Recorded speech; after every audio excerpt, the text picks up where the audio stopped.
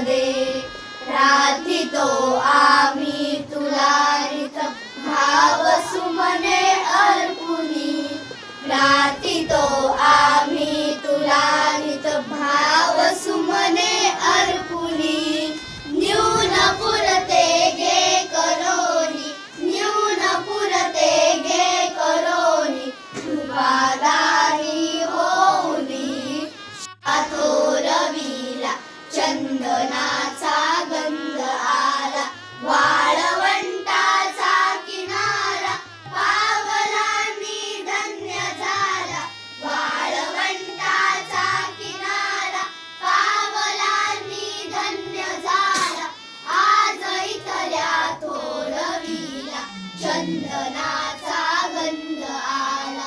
जगण्यावर या जन्मावर प्रेम शतदा करावे, झळा तपत्या उन्हाच्या जेलीत चालावे, बीज सावल्यांचे पेरीत चालावे, आता विसाव्याचे क्षण सुखे ओवीत गोवीत त्याचे सदा स्मरण.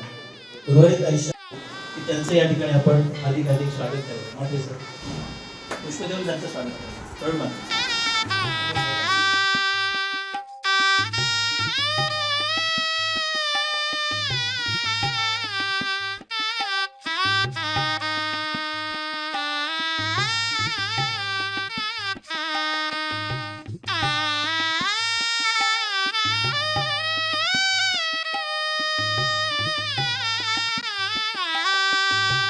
सर्व महिला भगिनींना विनंती करतो की त्यांनी उभयतांचा या ठिकाणी स्वागत, सन्मान आणि सत्कार या ठिकाणी करायचा आहे. पूजा मॅडम, योगिता मॅडम आपल्या साथीला हातपाताहून करत राहते, इतरांना प्रकाश देण्याचे काम करत असते.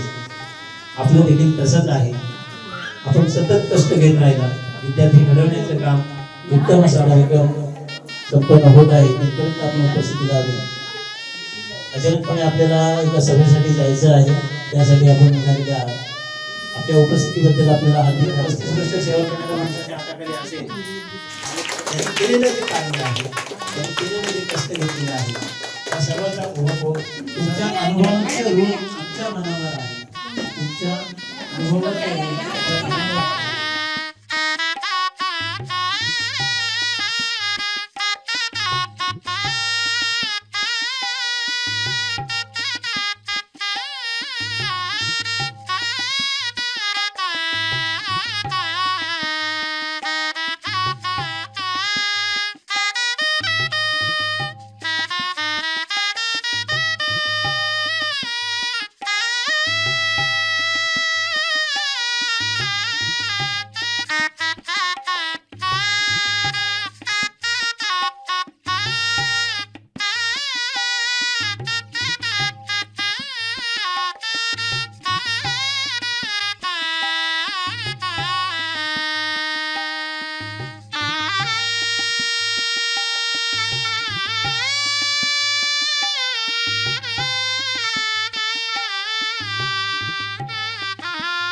मॅडमला आपल्या आजच्या महत्वपूर्ण दिवसाला सेवानिवृत्तीचा निरोप प्रेमाचा हृदयापासून, सेवानिवृत्तीचा निरोप प्रेमाचा हृदयापासून, पूर्वपणा शिक्षक वृंदाचा आपला मनापासून. सेवेचा प्रारंभ रोह्यातील शाळा गोळवाडी, सेवेचा प्रारंभ रोह्यातील शाळा गोळवाडी, तिथून रोह्यातील दुसरी शाळा तांबडी. एकदम बुजुर्ग गेलेलं नाही. अलिबाग मधील ताडवळे श्रीगाव चरी, अलिबाग मधील ताडवळे श्रीगाव चरी शेवटच्या शाळेवर सेवा रुजू झाली खरी. 36 वर्ष. संजीवनी म्हात्रे एक म्हणजे चालती होती शिक्षकावरील आपण त्यात आहे. स्वभाव शांत, कुठेही कोणाबद्दल वाईट विचार नाही, पण शाळेसाठी काय करू आणि काय करायला पाहिजे या गोष्टींचा जो ध्यास घेतला होता त्या चौकटीमध्ये त्या एक चौकटी. माझी नम्र विनंती, आपल्या जीवनात गुरुला सर्वात मोठे स्थान आहे. आपल्या संस्कार रुजवण्याचे कार्य आपले गुरु करत असतात. प्रत्येकाला आपल्या शाळेतील एखादी शिक्षक आवडत असते. त्याप्रमाणे मला सुद्धा संजीवनी मॅडम आवडतात. आधी मला त्यांची भीती वाटायची, नंतर मला सवय झाली. त्या खूप चांगल्या आहेत. त्यांनी शिकवलेले विषय भाषा, मराठी, इंग्रजी, गणित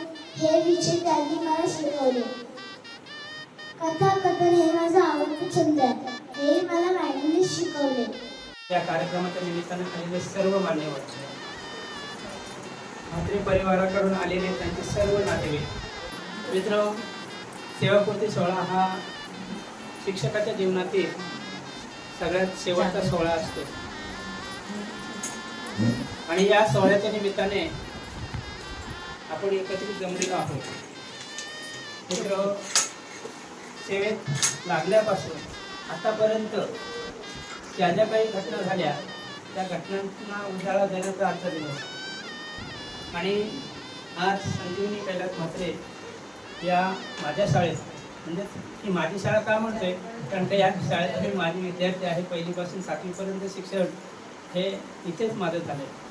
म्हणून माझ्या शाळेच्या मुख्याध्यापिका या ठिकाणी या शाळेमध्ये निवृत्त होत आहेत आणि योगायोग असा की मीच या ठिकाणी केंद्रप्रमुख आहे आणि माझ्याच अध्यक्षतेखाली म्हणजे पदसिद्ध तर पहिला जो गुण आहे त्याचा की जो शिक्षकाला या ठिकाणी अपेक्षित आहे आणि तो म्हणजे शिक्षक हा समाजाभिमुख असावा आणि तेच नेमकं मॅडमना त्या ठिकाणी साथ दिला आहे. समाजाभिमुख याचा अर्थ समाजाशी एक कुठेतरी अतूट नातं त्यांनी ह्या माध्यमातून जोपासलेलं आहे.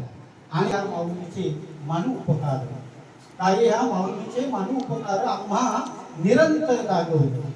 काही द्यावी यांची भावी उसराई ठेविता हा पायी जीव थोडा. हा पूर्णपणे ऑनलाईन बदलीने सर्व शिक्षक गेलेले होते आणि आम्ही पूर्ण नवीन होतो. इथे चरीवर अशी कमांड होती की चरी शाळेची ख्याती होती सगळ्यामध्ये नंबर, पण त्यांच्याच पावलावर पाऊल ठेवून आम्ही चरी शाळेचं कार्य पूर्ण केलं. संजीवन मॅडमकडे 3री-4थीचे वर्ग असायचे, मनीषा मॅडमकडे 1ली-2री वर्ग आणि वरती 5वीचा वर्ग कुंदा पाटील मॅडम, 7वीचा वर्ग माझ्याकडे. परंतु ज्या वेळेला वरचे वर्ग आपण कसेही शिकवतो, पण 1ली-2रीचे वर्ग शिकवणं म्हणजे मातीच्या गोळ्याला आकार देणं आणि तो आकार देण्याचं कार्य केलं असेल तर संजीवनी मॅडम आणि मनीषा मॅडम. आता परशुराम आणि जनाबाई म्हणजे त्यांच्या आईचं नाव दादाच्या आईचं नाव, वडिलांचं नाव परशुराम आणि आईचं नाव जनाबाई. तरी त्यांनी लावलेलं छोटस रोप होतं ना, त्याचा आता वटवृक्ष झालेला आहे. कैलास दादा आणि प्रवीण दादा हे दोघे BSc झाले आणि त्यावेळी ते आपल्या कोकण एज्युकेशन सोसायटीमध्ये लागले आणि त्यानंतर त्यांच्या कुटुंबाचा पूर्ण कायापालट झाला. ते आज आपण सगळेजण पाहतोच आहोत. आणि मला विशेष एक सांगायचं आहे म्हणजे माझ्या माहेरचं अंगण आणि त्यांचं अंगण एकच, कारण आम्ही एकाच गावात आणि एकाच आळीत आणि एकाच ठिकाणी आम्ही राहणारी माणसं आहोत. त्यांचं आमचं नातं आहे आणि त्याच्याही पलीकडे ते मला बहीण म्हणून फार मानतात सगळे. हे असं म्हात्रे कुटुंब आणि त्या कुटुंबामध्ये माझ्या आधी त्यांचं लग्न झालं, पण माझ्या आधी लग्न झाल्यानंतर त्यांचा आणि माझा काही तसा परिचय नव्हता. पण जेव्हा त्या अलिबागमध्ये आल्या ताडवागेच्या, तेव्हा त्यांच्या हेडमास्टरने मला विचारलं होतं, कारण त्या वरून आल्या होत्या, अशा आपल्या बदलीने आल्या नव्हत्या, त्या विशिष्ट याने आल्या होत्या. त्याच्यामुळे मला त्यांनी विचारलं अशा कोण आहेत की आपल्याकडे जे आलेले आहेत. मग मी म्हटलं एकच आहे, काहीला संजीवनी म्हात्रे म्हटलं आहे. आई शाळेत जाते, आई परत येते, आई आपला नित्यनेमाने अभ्यास करते. माझी गोष्ट बदलत गेली. मी हळूहळू मोठा झालो, 10वीला गेलो. आपली आई सुद्धा नेहमी शाळेत शिकवायला जात राहील, पण ही गोष्ट आतापासून बदलणार आहे.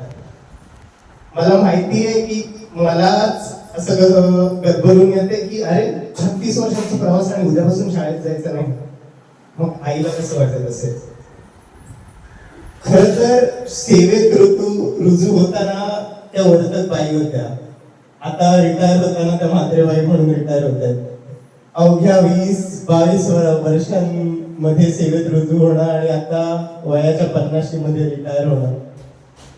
खूप खूप मोठा प्रवास आहे आणि मला आवर्जून सांगावंसं वाटतं की शिक्षकांचं जीवन म्हणजे एका आईच्या म्हणजे दृष्टिकोनातून जरी बघायचं झालं तरी तारेवरची कसरत आहे. घडवलंय, घराची वीट न वीट त्यांनी बांधली आहे आम्ही किती शिकलो, डॉक्टर इंजिनियर झालो, कोणी झालो, पण आम्हाला आमचं राहतं घर आहे. आमच्या आई वडिलांनी जमिनी घेतल्या, त्याच्यावर घरं बांधली, ती खूप मोठी गोष्ट आहे. मला दुसरी एक गोष्ट सांगायची वाटते, जास्त वेळ नाही घेणार, पण आई बोलते की पोरांना घेऊन जायचंय, माझ्या पोरांची परीक्षा आहे. आई जेव्हा माझी पोरं म्हणते तेव्हा ती माझ्याबद्दल किंवा माझ्या बहिणीबद्दल बोलत नसते, तर ती तिच्या विद्यार्थ्यांबद्दल बोलत असते. एवढी आत्मीयता या शिक्षकांमध्ये आहे, म्हणून विद्यार्थी घडतात, म्हणून मुलं पुढे जातात. आणि त्रास व्हायचा आणि तिने मग निर्णय घेतला सेवानिवृत्तीचा, स्वेच्छानिवृत्तीचा, आणि तिला साथ दिली सरांनी आणि प्रलोभ पर्णिका यांनी साथ दिली. तिला समजावलं पण, विका पाटील सरांनी, भोईर सरांनी पण आपले गुरव सरांनी पण समजावलं की तिची रजा आहे भरपूर, तर तुम्ही रजा मे पर्यंत रजा घ्या आणि मग सेवानिवृत्त व्हा. पण तिच्या त्या मनाला पटत नव्हतं की आपण ती जागा अडवून ठेवायची, कारण जून नंतर शिक्षक जर ती जुलैला सेवानिवृत्त झाली तर संच मान्यतेप्रमाणे जूनला शिक्षण मिळणार नाही आणि ती जागा परत रिक्त राहील आणि पुन्हा मुलांचं नुकसान होईल. एखादा जर दुसरा काउंट करण्यामागे एक आपण सन्मान मूर्ती म्हणून असतो. आपल्या आयुष्याचं सगळं जे काही आहे एक उभं चित्र प्रत्येक जण इथे गात असतो. आणि खरंच एक अभिमानाने सांगावं असं वाटतं की तुमचं संपूर्ण कुटुंब इथे आलंय आणि त्यांच्या कानावर त्या. आणि जो काही बाई निर्णय घेतलाय तो खूप चांगला घेतलाय. तुम्ही मनाला अजिबात कमीपणा वाटून घेऊ नका. मित्र म्हणते तुमचं शेड्यूल असं ठेवा, मस्त मोकळ्या एकदम घरात छान खायला द्यायचं. मागच्या वेळी सर रडत होते की कुकरची भाजी, अजून सर काय बोलले नाही, तर बाई म्हणतात मी अजून कुकरच लावते. झालं, मी म्हणते बाई वजन का कमी झालं, कुकरच चालू. स्वभाव त्यांचा सोजवळ, मनाने त्या खूप प्रेमळ. पूर्ण होतील तुमच्या सर्व इच्छा. तर लग्न करणारच आहात, मुलाचं सुद्धा नातवंड खेळवायचे तुम्हाला. पूर्ण होतील तुमच्या सर्व इच्छा. सेवापूर्तीच्या बाई तुम्हाला खूप खूप शुभेच्छा. सेवापूर्तीच्या बाई तुम्हाला खूप खूप शुभेच्छा. आईपणाची जबाबदारी खंबीरपणे निभावताना बाईपणाची जबाबदारी खंबीरपणे निभावताना आईपणाची चाहूल लागते. शाळेत पुस्तक, फळा, खडू, डस्टर आणि अर्थातच छडी. शाळेत पुस्तक, फळा, खडू, डस्टर आणि अर्थातच छडी. आणि घरी गेल्यावर पाळणा, दुपटी आणि काजळाची डबी. आणि अर्थातच मोठे डोळे, ज्याला मी आजही घाबरते. घरी गेल्यावर पाळणा, दुपटी आणि काजळाची डबी. शाळेत पुस्तकातले धडे, कवितांची गाणी आणि घरी संस्कारांचे धडे, शिस्त आणि अंगाईच्या ओळी. शाळेत शेकडो मुलांचं भविष्य घडवण्यासाठी तुझ्या पिल्लांना सोडून येण्याची तुझी हिंमत फार बाई. कारण आई होणं तेवढं काही सोपं नाही आणि बाई होणं तेवढं काही कठीण नाही. आदरणीय व्यासपीठ, सन्माननीय उपस्थित, आज मला माझ्या पत्नीबरोबरच्या बद्दल जे मनोगत आणि गोड कौतुक किंवा गोड आठवणी आपल्यासमोर व्यक्त करतो. कुणी माना अथवा मानू नका, पण जन्म, मृत्यू आणि लग्नाच्या गाठी भेटी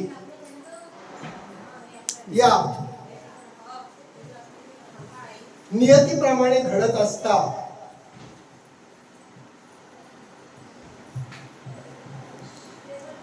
मी प्रथमच जेव्हा पाहायला गेलो असता